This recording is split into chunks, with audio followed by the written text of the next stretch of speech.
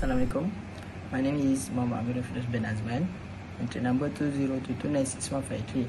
So today our group will present about Bank Rakyat. So this is our group member, which is me, Muhammad Amirul Firdaus, Muhammad Amir Faris, Muhammad Fahmi bin Rozi, Alif Nabil, and Nik alias Sachi. In this slide, I will explain about Bank Rakyat background. So first, Bank Rakyat was established on 28 September 1954 under Cooperative Ordinance 1948. Next, Bank Rakyat is one of the largest Islamic cooperative bank in Malaysia. Bank Rakyat also transformed the bank from conventional banking system to banking system based on Sharia. Other than that, Bank Rakyat product and services include mortgage lending, business finance, insurance and investment. Bank Rakyat also have 148 branches and more than 983 ATM and CDM machine and 126 Arano SC nationwide. The CEO of Bank Rakyat is Dr. Muhammad Hanis Osman. So let's move to the next slide. Okay, next, Bank Rakyat subsidiaries. There is 6 subsidiaries under Bank Rakyat. So the first one is Rakyat Holdings Sdn Bhd.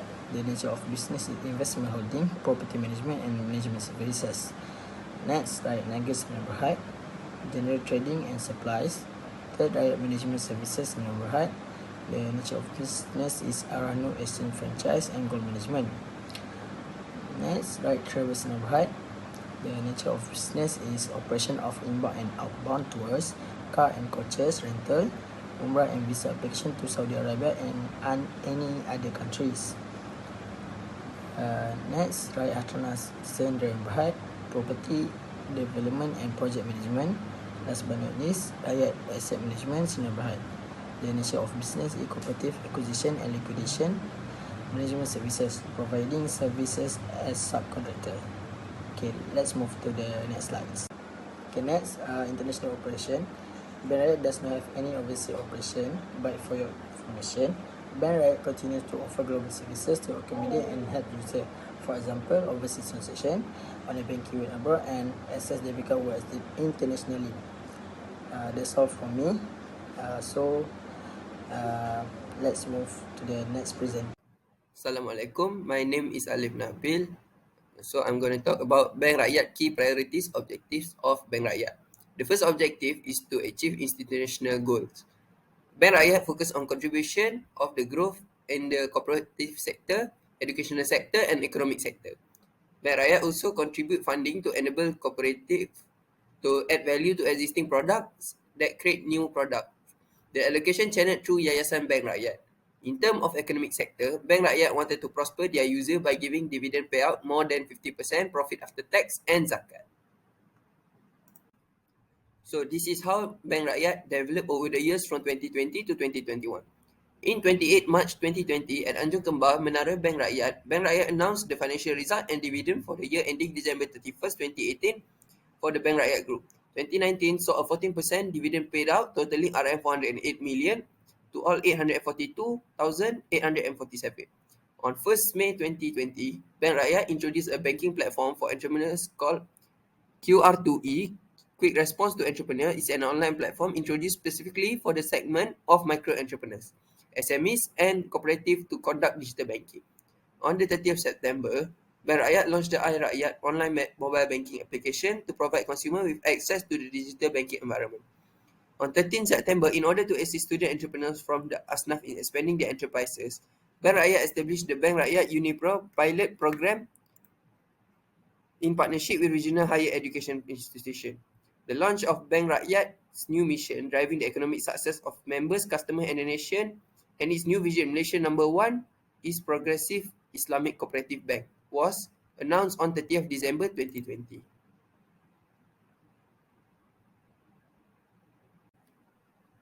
Bank Rakyat contribute to the development of communities and surrounding in multiple ways. For example, Bank Bergerak and Aero, Ar-Rahnu on Wheels on updated version of Bank Bergerak was established in 2020 to give services comparable to those provided by Bank Bergerak while also adding Ar-Rahnu services including pawnbroking, payment of storage fees, redemption jewellery, cleaning and jewellery testing. Nuri Nutrisi program was launched. As part of the Nuri Nutrisi program, the bank funds a Kebun Nuri Nutrisi, which collaborates with school and university to establish vegetable garden and urban farms to provide the poor student with a steady supply of nourishing food. Festive contribution, Bank Rakyat launched during Ramadan Iftar and Bubur Lambuk sponsorship cost around RM56,000 and offered 80 sets of iftar meals every day to frontline employees who had to work during the lockdown. RMS has outlined in its CSR initiative under the Arano Exchange 2021 product and brand marketing plan. Through the three main approaches of corporate sponsorship and contribution, Asnaf contribution and the Arano Exchange We Care, franchise initiative to ensure on effective and integrated program structure. During the pandemic and disaster-related contribution, a food distribution program targeting the V40 group was organised to assist 2,118 Malaysian of all faiths at the cost of RM89,872.95 in order to help COVID-19 victims in need of quick goods and cash. Hi, Assalamualaikum. My name is Muhammad Fahmi bin Muhammad Razi. ID number 20229171777. Now, I will continue with financial ratio calculation and analysis in 2020 and 2021. First, I will explain about profitability ratio, which are including return on asset and return on equity. Based on the slide, we can see return on asset for Bank Rakyat in 2020 is higher compared to 2020, from 5.27% to 0.01%. So, Bank Rakyat in 2021 is more effective to measure of how efficiently a company uses the asset it owns to generate profits. However, return on equity in 2020 is higher than 2021 from 0.06% to 0.03% respectively. So that ROE in 2020 is more better at converting its equity financing into profits. Now, we move to the next slide. For this slide, I will explain about liquidity ratio, which are including loan to total asset and liquidity asset to total asset.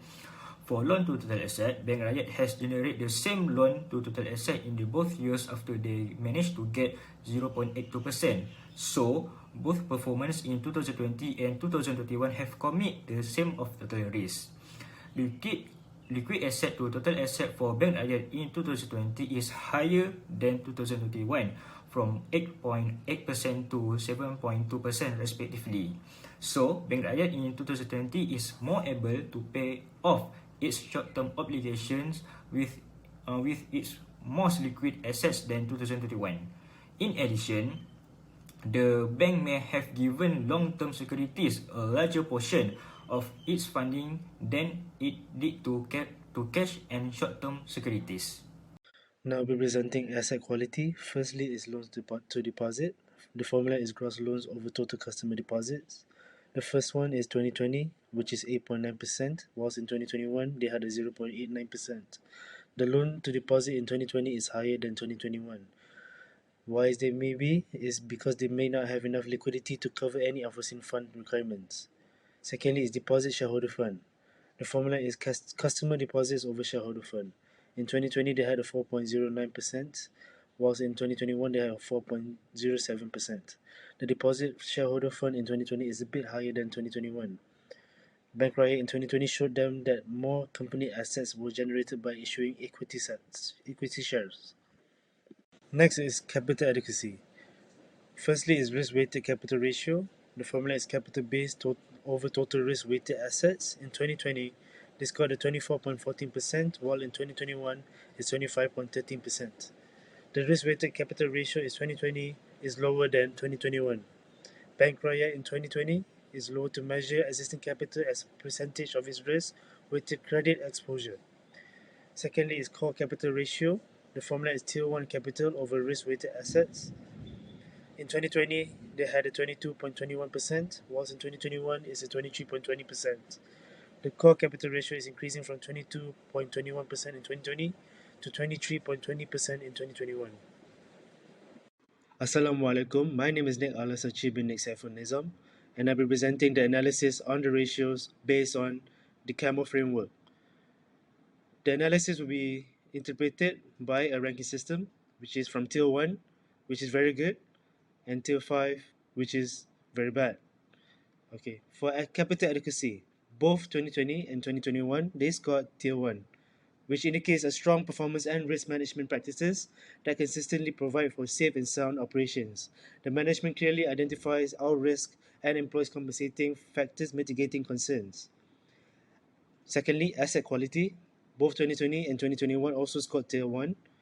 They maintain a level of capital fully commensurate with their current and expected risk profiles and can absorb any present or anticipated losses. Thirdly, earnings quality. Both 2020 and 2021 also scored a Tier 1, which is their earnings are sufficient to provide for loss absorption and capital formation with due consideration to asset quality growth and trends in earnings. Lastly, liquidity.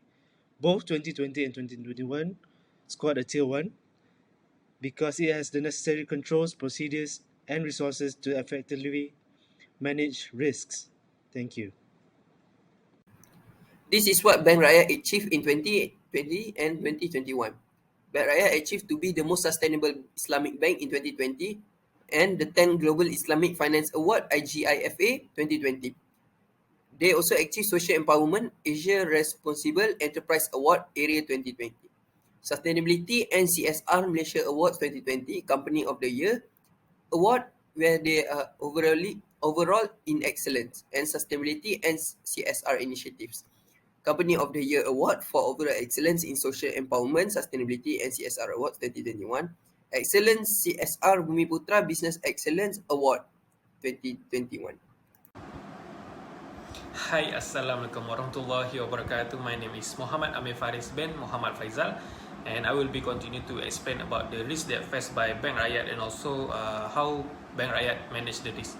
So the first risk that faced by Bank Rakyat is COVID-19 in the year of 2020. Novel coronavirus outbreak is a global event that is stressing the financial, operational, and commercial resilience throughout the year of 2020. So, the Bank Rakyat key strategy in order to manage it is to focusing on targeted growth and realigning the portfolio composition. The investment portfolio strategy is directed towards maintaining an adequate level of high quality liquid assets. Next risk, in 2021, Malaysia experienced the worst flood in the country since 2014-2015. So, Bank Rakyat new initiative and collective efforts to minimize systematic disruption in factoring the impacts. Relocation of the bank's alternate sites to new centralized location have been initiated to better coordinate their operation while safeguarding the continuity of business during such periods of volatility and uncertainty. In this slide, I will continue to explain how Bank Rakyat respond to COVID-19. Firstly, Bank Rakyat initiate new operational challenges demand for agility, which is forced to have a long-term adjustment to working practice and culture. While there will be further regulatory guidance in many areas, they also will need collaboratively be proactive in assessing and addressing the new emerging risks. Second, ensuring sustainable growth and return through resilience. So, Bank Rakyat continues its effort to strive for the optimal balance sheet structure through assets and funding diversification. The strategy reflective of the internal and external market condition is served as a guide in harmonizing both risk and reward while focusing on growth. Next, proactively managing asset quality. Bank Rakyat established a war room committee with Chief Risk Officer being an alternate chairman to closely monitor and manage payment assistance provided by the bank during the pandemic. And last but not least, Bank Rakyat actively monitor the financial instrument where Treasury Risk Department consistently monitor the bank's financial instruments such as forex, money market, fixed income and equity performance through identifying, measuring, monitoring, reporting the market risk limit such as value at risk, management action trigger, stop loss, and sensitivity limits on daily and monthly basis in order to ensure the trading is in or within the bank risk parameter. So that's all from our group. Thanks for listening. Assalamualaikum warahmatullahi wabarakatuh.